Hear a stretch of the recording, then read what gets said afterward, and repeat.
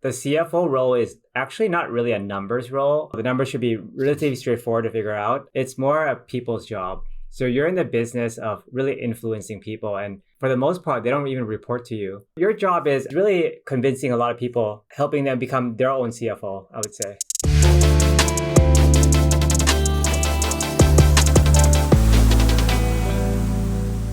Welcome to CFO Talks by Aspire, a podcast where we showcase leaders who are bringing finance back to the driving seat of their company's growth in Southeast Asia and beyond, from fundraising to M&A to regional expansion and leveraging new technologies to give your company a competitive edge. Find out from Southeast Asia's top finance leaders themselves. I'm your host, Joel, and welcome to CFO Talks. Cool. So today I'm here with Will, CFO of Love Bonito, one of Southeast Asia's fastest growing e-commerce startups, and frankly, a pioneer in the space. I still remember the days when LB first started as a blog shop on LiveJournal. And today, the company is over 250 people strong with headquarters in Singapore and country offices in Indonesia, Malaysia, and Hong Kong, and even an expansion to the States. Prior to joining Love Bonito, Will had a career in private equity, managing investments spanning across consumer, healthcare, and technology sectors. In his current role at Love Bonito, Will oversees finance strategy, capital formation, accounting, tax, legal teams, and many more. It's a lot of hats that I'm sure we'll deep dive into later. But first, beyond your impressive credentials and outside of your professional backstory, I'm wondering, Will, how would you introduce yourself outside of work? Thanks, Joel. Yeah, and to answer your question, wow, that's a tricky one. A quick intro about myself outside of work, I would say in a few words, I am a business builder, a father, and a runner. On the business side, I'm really, really passionate about building great brands, building great businesses. I think actually all businesses in some form or another are a brand. So it's not really just isolated to just consumer. And that's what's really exciting to me. I've done that for more or less my entire life, all the way starting from my first job out of college, which was working at La Mer, which is one of the largest super luxury cosmetic brands, building that business from a very US-centric one to a global one that I think everyone recognizes today. And really on the other side of things is really being more on the capital allocator kind of role, like in private equity, where I invested in numerous companies in consumer and in healthcare, sitting more at the higher level layer of driving a business to build those businesses. But I think beyond that, that's really very work related. I think for me also, I'm a father. I have a 4-year-old kid. I think incredible journey, really learning how to be a father, which is essentially learning to be a better person in the process. And last but not least, I think my core hobby is really being a runner. I picked up running during COVID. I am training right now for a marathon. So I'm looking to do the Berlin Marathon in September. So I think I picked it up partially because of David Goggins, if you watch a lot of YouTube. And also one of my aspirational mentors, which is Calvin McDonald. He's the CEO of Lululemon. He's also an endurance athlete. So it's something that I'm pretty passionate about, even though it's very painful. Nice. So I want to touch on point 2 and 3. So yeah, being a father, I'm a father as well, a 7-year-old boy. And, sometimes, I do sort of ask myself or think to myself, what's the real job, right? And, we spend so much time thinking about business and solving problems in business. And sometimes I need to remind myself to also solve problems in my domestic life, right? Like how to be a better father, how to be a better person. Definitely there's something that speaks to me about spending, at least on a baseline level, time there thinking about that. So I really love the fact that you identify with that. On the third piece, being a runner. So I'm not a runner. I used to play sports. I used to play rugby, but I recently read, I was on holiday and I was reading Murakami's, what I talk about when I talk about running. And it was really interesting, this idea of endurance and it being really painful, and people wanting to do it even though it's painful. Tell me more about that. What goes through your mind? Why do you enjoy it? What do you get out of it? Yeah, no, absolutely. I think on being a father, as you know very well, and you touch upon a great point, it's always a challenge, I would say. At any given point in time, you're always balancing between your career, your family, and your personal or individual life too, or some people may even call your spiritual life. And I think that's a very relatable challenge. I try to just give myself a little bit of slack. Any given point in time, you're probably overserving one and underserving the other. I find it interesting, particularly with kids or with raising a kid, that at least in my experience, where I'm struggling is sometimes I find it ironic that we spend so much time analyzing problems at work. And I really get into the details, right? Like researching how to solve a problem, analyzing what the root cause is, talking to other experts to get different ideas, and then build out an implementation plan. And from that implementation plan, making sure that we execute it in a certain way, like really step by step, very thoughtful kind of processes at work. But when it comes to our kid, it ends up being, at least in my experience, maybe I'm not the greatest father, but it ends up being very ad hoc, very gut driven. And sometimes I wonder if that's the right model, but that's what happens in my experience. Yeah, no, I identify. It's like I'm not reading a lot of statement. Yeah. At best case, I'm reading one book a year on how to raise a child. I'm reading a lot more books on businesses, or I'm listening to a lot more podcasts and so forth. Yeah, it's very interesting. Yeah. So I guess, long story short, I probably should do a better job on that. But yeah, it's a challenge, especially for, I guess, both of us are relatively young parents. I understand that you actually came from or rather you did something quite different in college compared to maybe what you're doing today. What did you study in college? So I was a double major in art history and economics. Cool. And how did you transition into private equity, or after that? I guess you did your stint at Lemaire first. I started my career at Lemaire. I was in the global marketing team. We were in charge of building out the brand strategy globally for the company. And then I went to business school at University of Pennsylvania. That was the moment where I took that opportunity to explore another interest of mine, which was investing. So I've always had, I guess, growing up, even you can kind of tell from the choices of my major in college, which was art history and economics, that I've always had a little bit of that interest between like the creative and the logical side, so to speak. And so post MBA, I really wanted to get into the finance space, which was in particular investing, which I found like super fascinating. Like, I mean, the whole idea of like, how do you invest in businesses? How do you value them? How do you create value for them at the operational level if you're a private equity person in particular? Those are really like fascinating concepts that I could not even really understand how that worked when I was in business school. So I wanted to learn more about that. Right. And you kind of did that for what, six to 8 years, somewhere there? Yeah, 6 to 8 years. Time flies. And how did you end up joining Love Bonito? So I joined Love Bonito about almost 3 years ago. It was really through a friend of a friend connection to the founder and the CEO. So Rachel Lim is our founder and Dion Song is our CEO. At that point in time, they were like a Series B business. They were looking for their first C-suite hire and looking for somebody who would help transform finance and strategy function to a level where it would put us in a great position to be a Series C and beyond, or more of a growth stage business moving forward. So we talked for like months, and I got really excited with the opportunity because I think for me, I was always passionate about building brands, and I enjoyed what I did at Lemaire, but I think it wasn't quite the right position for me, even though the brand was like really incredible.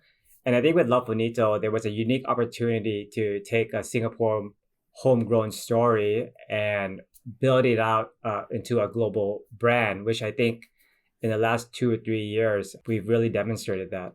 Interesting. And do you think that for Love Bonito, like that proposition was interesting because there was a bit more ownership within that compared to maybe at Lemaire? Was that what was, attractive to you?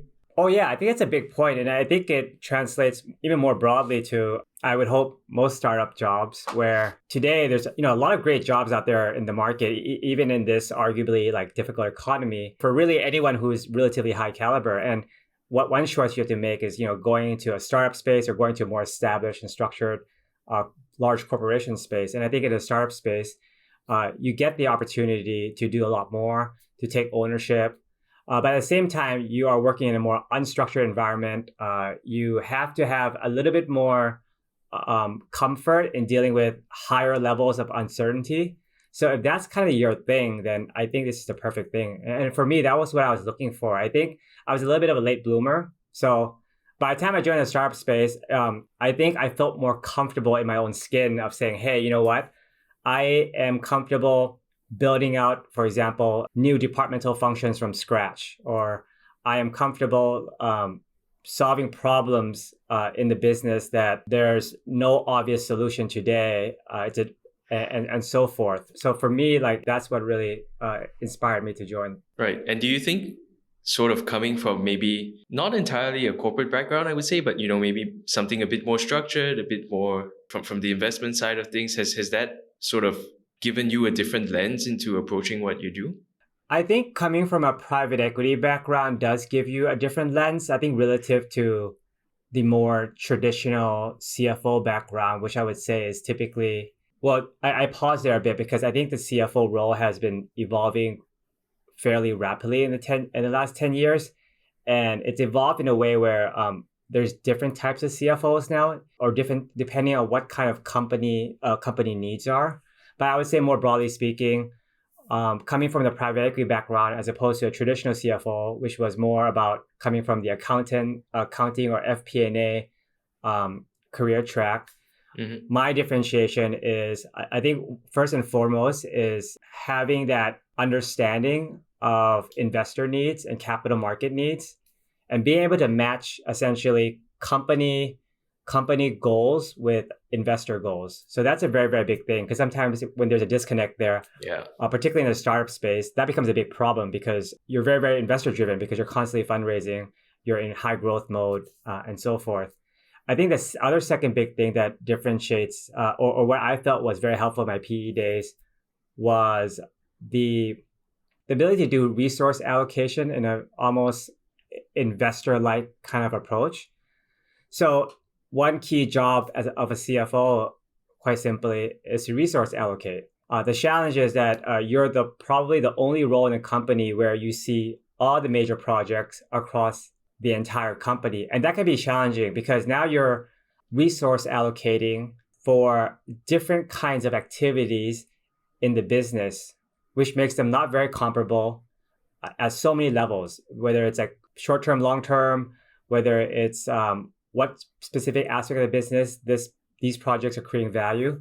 So I think as an investor, I got the training to really understand how to compare different kinds of projects or assets in a standardized way. And because that's what an investor does. You're looking at, particularly in Southeast Asia, you're looking at various different kinds of business models, but you have finite capital, right? So you're trying to make sense of like, where do I put my money? Oh yeah, no, that's super interesting. And I think you hit the nail on the head.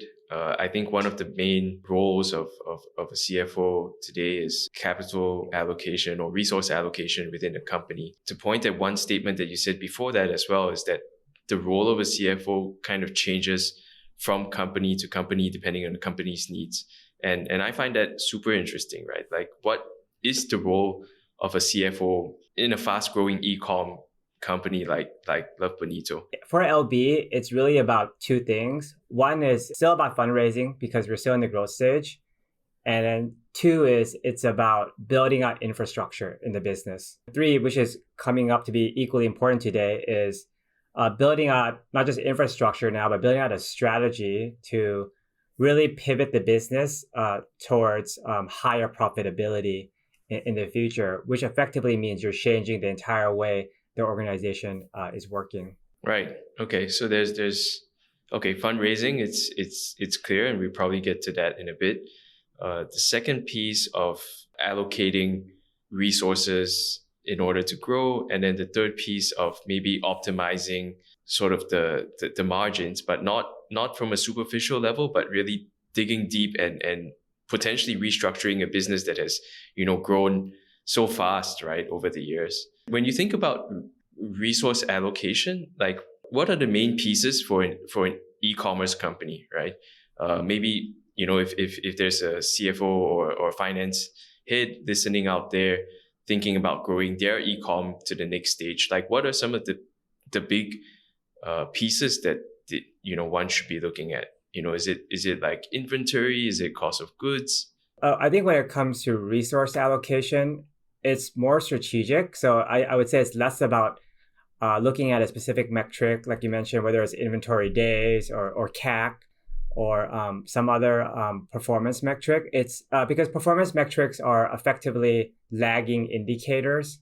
What's more important is taking a step back and the role, and let's ask ourselves the question, like, what is the role? What does resource allocation mean? To me, what resource allocation is figuring out what is the most efficient way for you to express the company's aspiration or the company's strategy. So for example, if your company's strategy is to, be the biggest X player in X market, and then the strategy is to achieve that as XYZ, then the follow-up question is, how do we allocate resources in a way that we can efficiently express that in a hopefully and also in the lowest risk kind of way as well. So I think about it in some ways kind of like when you're think about yourself as an investor.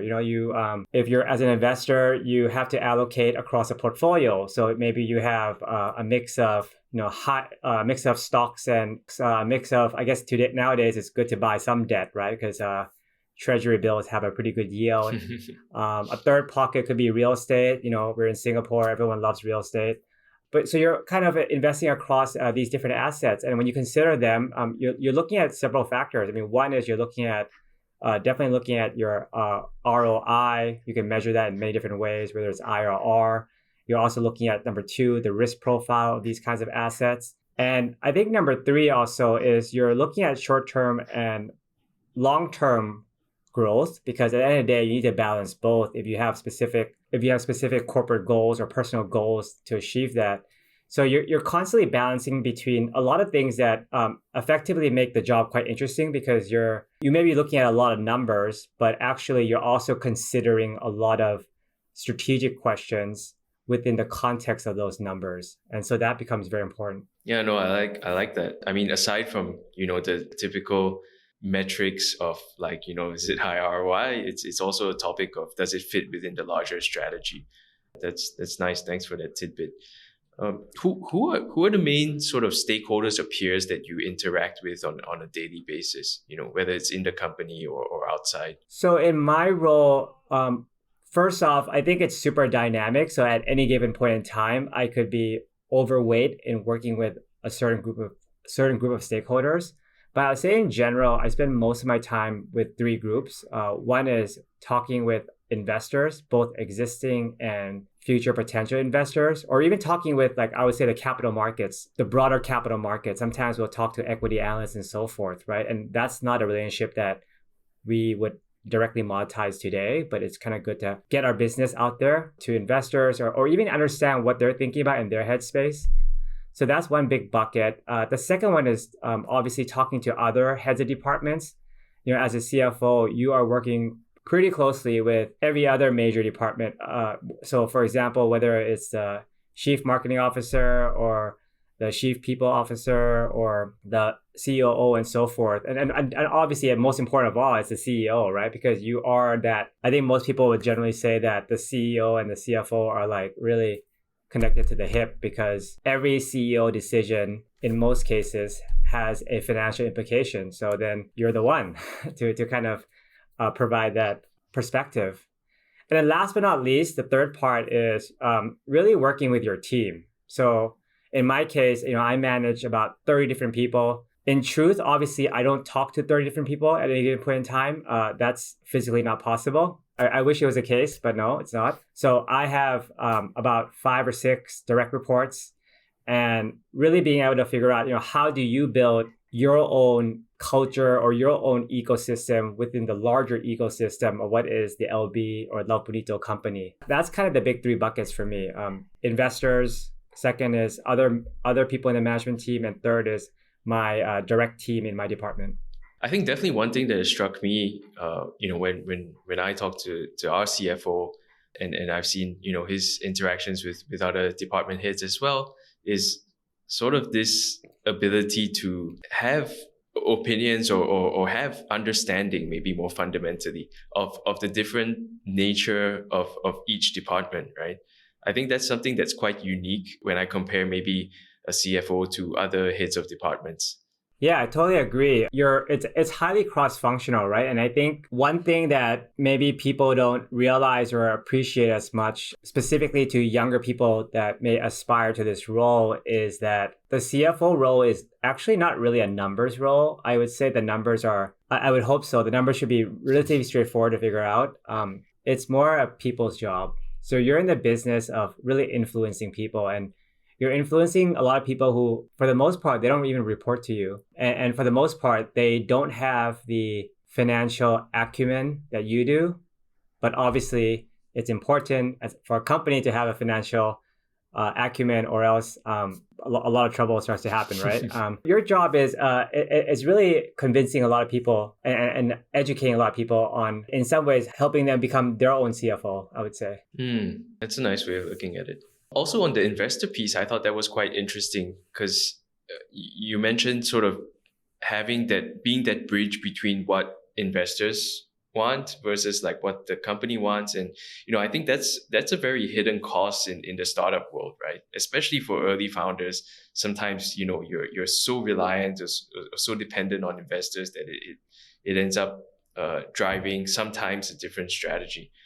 How do you sort of reconcile the two? This is where the role of the CFO can quite, maybe to take a step back, on the fundraising side or even investor relationship in general, I think that's a space where the role can diverge a bit depending on the company, where in certain companies, maybe the founder would play a much more central role in these kinds of things. And this goes back to my point of like, there's a different CFO for a different kind of business. I think for us in particular, I do spend, I am the lead person when it comes to fundraising and all things investor relationship.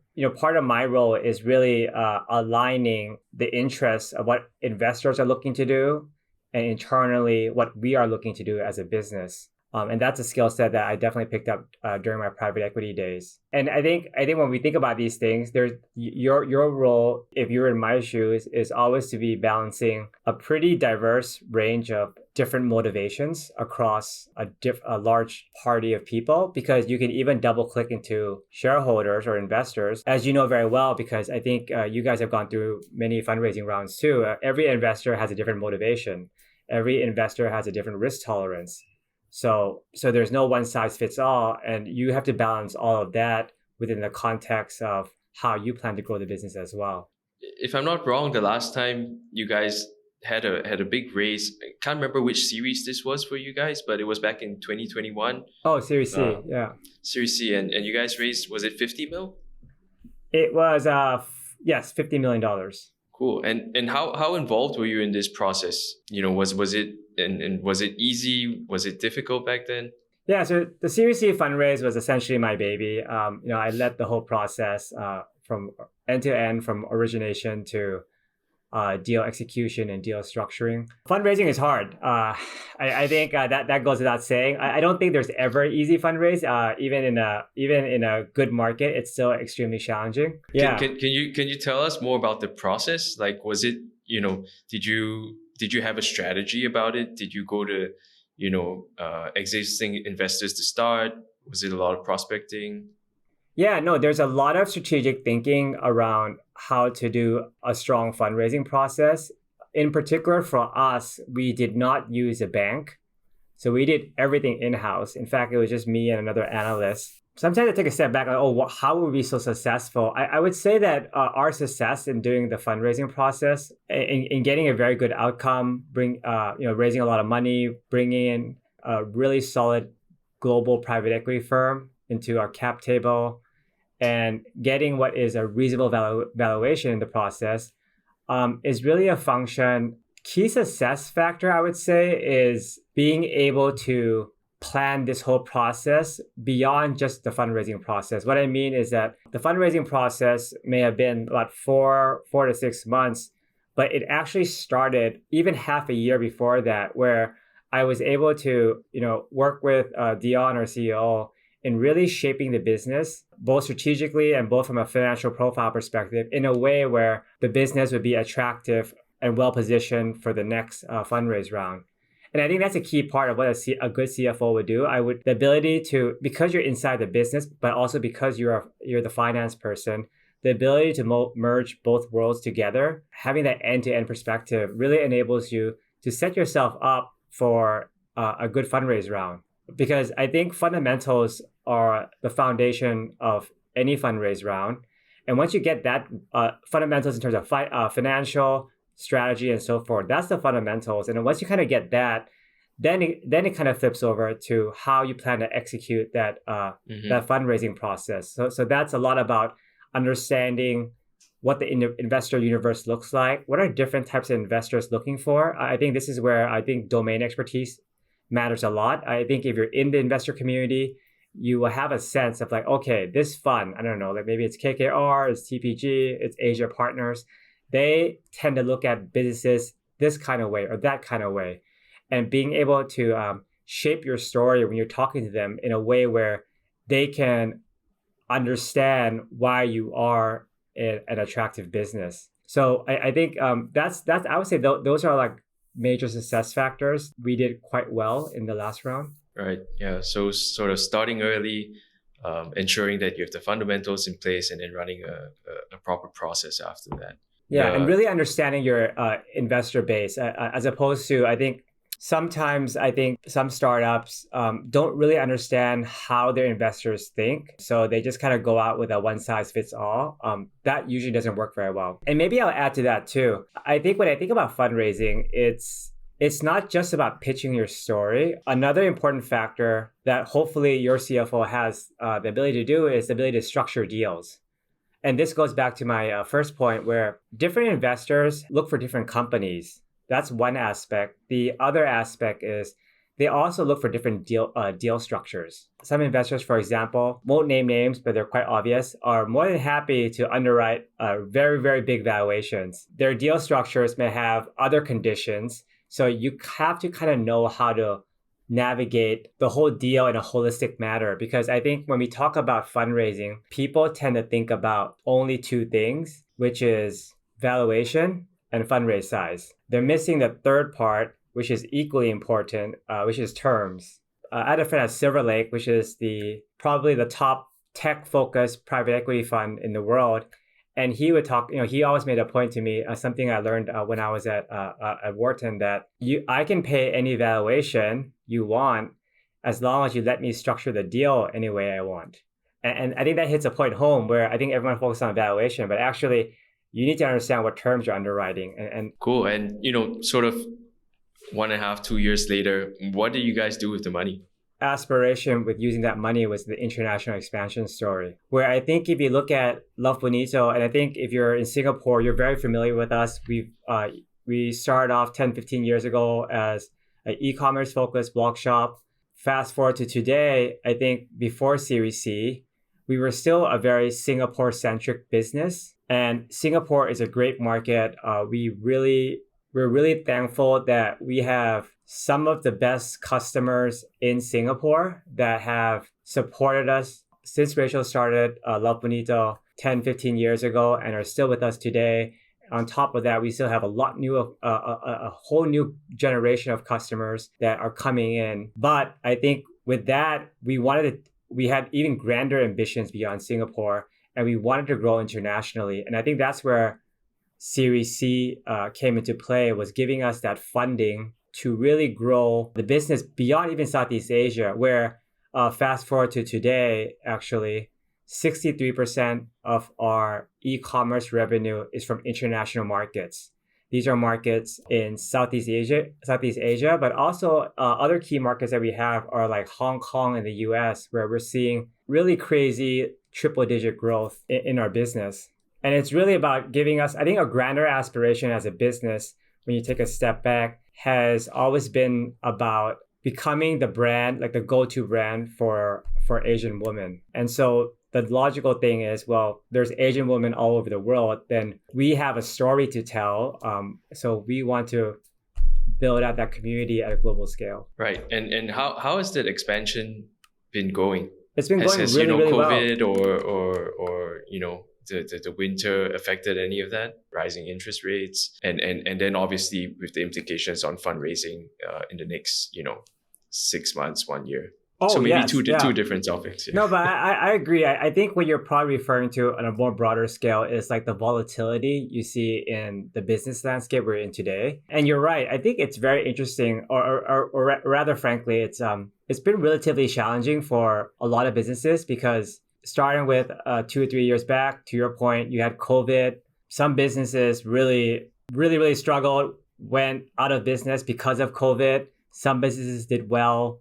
And then on top of that, as the world went back to the post-COVID world, then that same business that was doing well during COVID ended up struggling post-COVID because the dynamics have changed again. It's been a really difficult landscape to navigate, and it really tests your business model's resilience. I think for us, we've been really thankful over the last 2 years. We've really grown like exponentially. Our 2-year revenue CAGR is about 43%. Year to date, we're growing just as fast. Our international expansion plan has been very successful. Like I shared, we used to be only in Singapore and a little bit of Malaysia, Indonesia. Today, we're in those markets, even bigger, but we're also in Hong Kong, we're also in Philippines, we're also in US in a very meaningful way. So we've been a very big, I would say, in some sense, all this turmoil has played to our advantage, where I think what we're seeing is the market in some sense consolidating, or consumers are consolidating and gravitating towards the winners. And why is that happening? A few reasons. I think one is that consumers today are being a bit more mindful of how they spend their money. And as a result, they're looking to really support, engage with the businesses that add the most value to their lives. Mm-hmm. In our case, for example, we're very well known for having arguably the best wardrobe staples for Asian women. So if you're looking for the perfect blazer, the perfect pants, whether it's for work or going out, those kinds of wardrobe staples, like we are the go-to place for you. And that has given us a lot of business resilience. On a second point as well is that I think with this high interest rate environment, which has led to the fundraising environment becoming a lot more tempered, but also a lot more rational. What we're seeing is that competition has dropped down a lot. Not just competition from other startups, but I would say competition from other global brands as well, where I think I think there's a misnomer that focusing on profitability is only for startups. Actually, everyone's focusing on profitability. I think the mom and pop shop in Singapore is also focused on profitability today. I think that plays to our strength because I think 2 or 3 years ago, we were in an environment, or you could even argue stretch that 2 or 3 years to 10 years ago, over the last 10 years, because it's been a 0 or 1% interest rate environment for the last decade. There was just a lot of irrational money, and irrational money leads to irrational business decisions. And that can create artificial growth for some companies. But at the same time, that also creates a lot of artificial and confusing business dynamics. So today, I think we're operating in a much more cleaner dynamic where people are just being rational. And I think that plays well for us. Recently also heard that you guys had some M&A activity as well. Can you talk us through that? Were you involved in that as well? Me and my team, we led the acquisition of Chic, formerly known as Butter. In case you guys are not familiar, Chic is one of the hottest activewear brands that has emerged in Singapore over the last few years. I think people love Chic for, I think, one, their really fun, or what they call like chicy brand storytelling, mixed with the fact that they're one of the few brands with proprietary fabrics that are designed to fit the Asian body.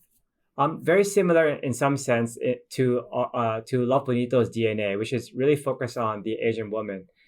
They're doing it, I would say, in some sense, in a more fun and a little bit of a younger way. So we were really excited about that brand because I think when we saw that brand and when we met the founders, Tiffany and Olivia, we saw a future partnership in a space. We saw 2 young founders who were super passionate, wise beyond their age, and we saw a long-term partnership there where we wanted to get into the activewear space in the long term, but at the same time, they were looking for a partner that could hopefully accelerate their growth journey not just in Singapore, but really globally by leveraging our distribution and leveraging our know-how in building out a brand. Because building out a brand is an extremely complex systems of skill sets that you need to have, you need to develop. And it's very challenging for a founder to do that. So I think working together has been a very fun, a very inspiring experience. But to be clear, like Chic, more or less from a strategy, from a product, from a branding standpoint, is completely separate from Love Bonito. We want to give the brand its own breathing room. Yeah, it's also one thing, right? I think when you're more on the corporate side, it's like one question that always comes to mind or should come to mind when you do M&A is, what is the relationship between the holding company and the subsidiary or the brand or whatnot? And for us, we kind of adopt a little bit more of that LVMH or like Estee Lauder model where we try to integrate on the more back end stuff, whether it's like accounting or operational verticals and so forth.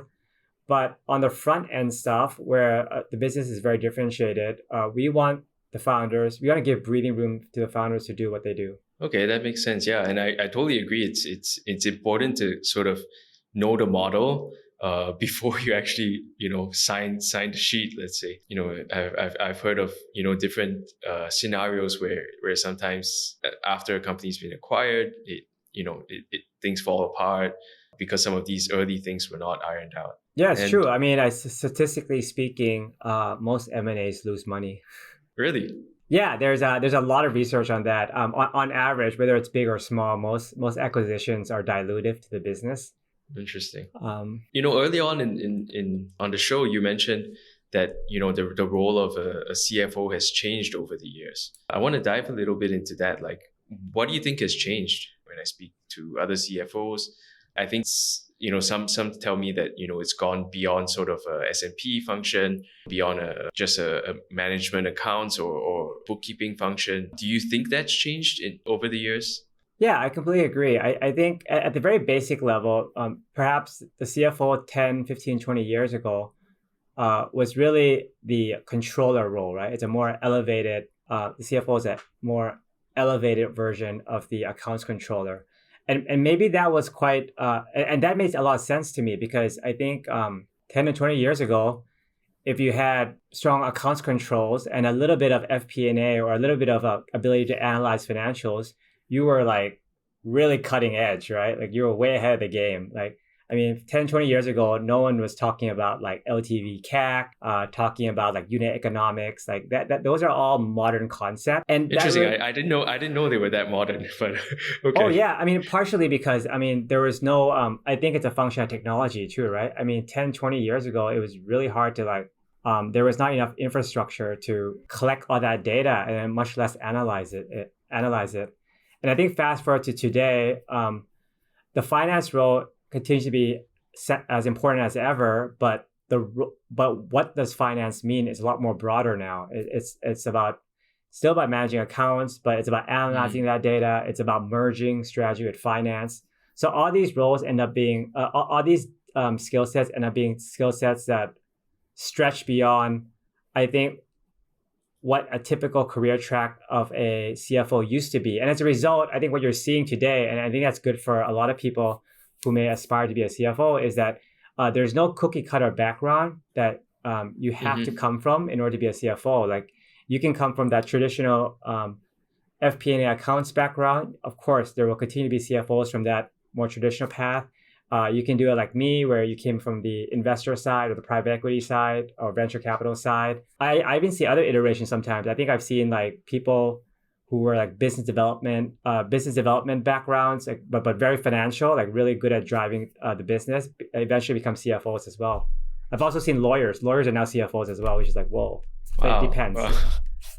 No, that's really interesting. And I totally agree. And I think, also relating back to the point where, you do need to have a bit of that problem solving mindset, dealing with different stakeholders, completely different departments of the business. I can see kind of where that comes in. Maybe in terms of parting advice, right? What advice would you give to upcoming CFOs or aspiring CFOs of today? Oh, that's a tall ask. I feel like I'm still also learning how to be a good CFO. I recently did a like a CFO, small CFO gathering, which was led by Alan Shim, who is a former CFO of Oh, Slack. yeah. A super smart guy. I really admire him so much. And I listening to him talk and learning from him, I realized how little I knew about being a CFO. I would say the most important thing is being very comfortable constantly being in learning mode. I know that sounds like a very mindset thing, but I think, at least in my experience or my observation, by the time you're thinking about being a CFO or some similar kind of role, you're probably in your 30s or in your 40s. And at that point in time, you start to get into this chapter in your life where you think you know a little bit to be dangerous, but you don't know enough to reach your full potential. And I think it's very important to be a bit humble and stay hungry. I think people get a little bit lazy after a while to really continue to learn. That would be my biggest advice. Nice. Look, Will, it's been a real pleasure having you on the show. Thanks for sharing, your insights, little bits of wisdom. I love how a lot of it stems from you sort of also being a people person, being able to understand the needs of different stakeholders and how you merge that with your investor background to add value to driving the business, merging both, what's the internal needs of the company and also the external needs of the investors that you're talking to, and sort of finally having sort of that always, positive learning attitude towards problem solving. So thanks so much for being on the show and for sharing your thoughts. Yeah, likewise. Thank you so much, Joel. This is a really awesome experience. It's my first podcast, so. Oh, I'm honored. Yeah, no, thank you. And I guess we'll catch you around. Yep, likewise. Bye. Once again, thanks for joining us on Aspire CFO Talks. If you've enjoyed this episode, please subscribe to the show and follow us and our guests on LinkedIn. That's it for this episode, and we'll see you on the next CFO Talks.